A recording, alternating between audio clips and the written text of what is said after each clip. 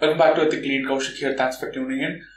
This is the beginning of a three-part series that I'm calling Basic Nutrition Series. In this series, I'm going to be talking about three items: macronutrients, micronutrients, and metabolism. In the first video, I'll be talking about macronutrients. There are three macronutrients. They are carbohydrates, proteins, and fats. They are the only sources of energy that we derive from our food. Not all of the carbohydrates, proteins, and fats are used for energy generation purposes, and they may be used in other things like production of enzymes, production of hormones, providing an armor for the inner organs through deposition of visceral fat. But for the purposes of brevity and specificity to training goals, we'll talk about the role that these macronutrients play in energy production. An average healthy human body is composed of 64% water, 16% protein, 15% fat, 4% minerals, and 1% carbohydrate. One may misconstrue that carbohydrates don't play a significant role because they have a seemingly small contribution to the overall composition of the body. Proteins and fats play roles apart from energy production in the form of structural and other biochemical processes. They are involved in other structural and biochemical processes. Unlike carbohydrates, whose function is mainly to provide energy through immediate anaerobic processes, through an anaerobic process that is immediate in the form of glycolysis, or in the form of extracting energy through stored glucose from glycogen, which is stored in the liver through a process called glycogenolysis. Hence, the turnover of carbohydrates is significantly faster compared to proteins and fats, and that is why one should consume, or one must consume, carbohydrates in one's diet to provide for proper functioning of the cells in the body, and the relative amount in relation to protein and fat will be dependent on your training goals. This is not to downplay the importance of protein and fat, which should be consumed in adequate quantities, again depending on your training goals. Now let's talk about the various forms of these macronutrients. In carbohydrates, when we look at carbohydrates, they are the major energy source as I described before, and they have a higher turnover rate compared to proteins and fats. Carbohydrates can be largely classified into simple and complex carbohydrates. Simple carbohydrates will be in the form of monosaccharides, disaccharides, or oligosaccharides. Monosaccharide is one sugar unit, disaccharide is 2 sugar units, and oligosaccharide is anywhere from 3 to 10 sugar units combined together, either linearly or in a branched fashion. Monosaccharides are glucose, fructose, galactose. Disaccharide examples could be sucrose, lactose, maltose. Oligosaccharides could be raffinose, stachyose. Now moving on to the complex carbohydrates, they can be classified again into three parts: fully digestible complex carbohydrates, partially digestible complex, and indigestible complex carbohydrates. The fully digestible ones are actually digested in small intestine, while partially digestible and indigestible complex carbohydrates are fermented, not digested, but they are fermented in the large intestine. Fully digestible complex carbohydrates could be starches such as amylose, amylopectin, etc. Partially digestible complex carbohydrates will be beta-glucans, pectins, xyloglucans.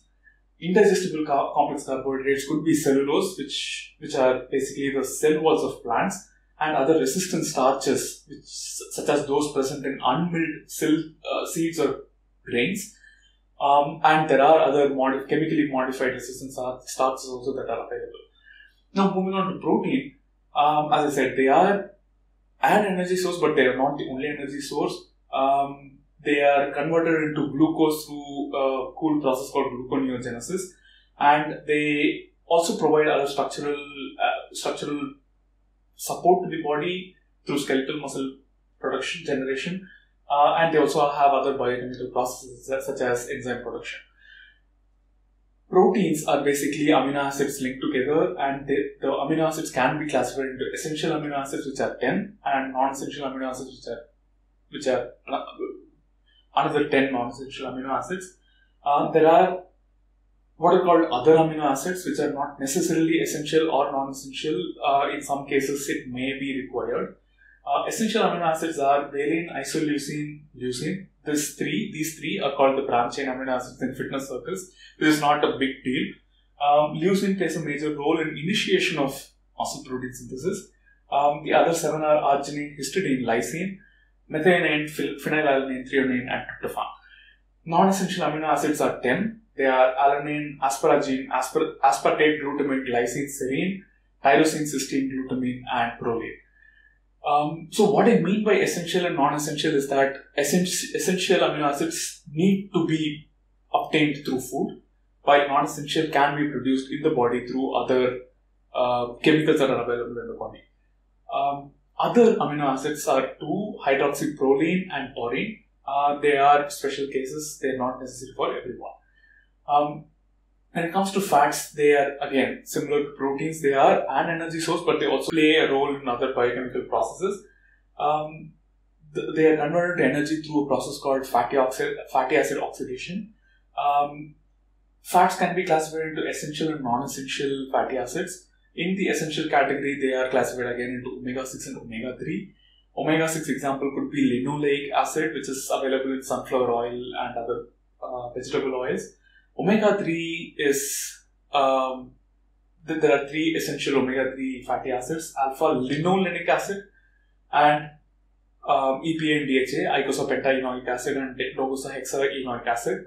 EPA and DHA are usually available in marine sources. Nowadays, plant-based, seaweed-based supplements are also available. ALA is usually available in flax seeds and sesame seeds for vegetarians and vegans. Non-essential amino acids could be arachidonic acid. Arachidonic acid plays a significant role in inflammation in the body.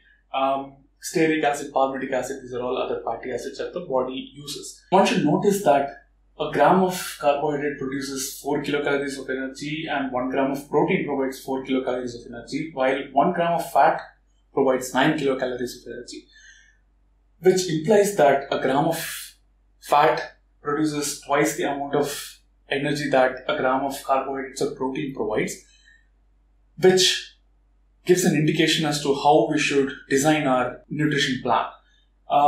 For people who are intending to lose weight, you usually keep a fat content which is slightly lower, while the composition of carbohydrates and proteins will be equal in amount, somewhere close to equal, with the larger goal of maintaining a caloric deficit to reduce weight or fat, combined with exercise, obviously. If you're trying to put on more weight or more muscle, you add a little bit more fat into your diet to increase the number of calories so that you maintain a surplus. And the carbohydrate quantity is anywhere from 1.25 to 1.5 times the amount of proteins that you take while maintaining adequate quantities of protein for your body weight. And which is in line with the training that you undertake. So when you're developing a nutrition plan, you'll have to take into consideration the macronutrients and micronutrients, which we'll talk about in the next video. And you'll have to ensure you take in adequate amounts of carbohydrates, proteins, both essential and non-essential amino acids, and adequate amounts of fats, both essential and non-essential, such that you're maintaining or giving your body adequate amounts of food for it to supplement or assist the training that you're undertaking. I hope this video was helpful to you. Let me know if you did in the comment section below. We'll talk about micronutrients in the next video. Like and share the video, subscribe and hit the notifications button to receive the notification when I post the next video. If you would like to get a personalized training and or a nutrition program, send me a message on Facebook, Instagram, WhatsApp or email, for which appropriate links are provided in the description box below. I'll see you all soon. Keep making those gains.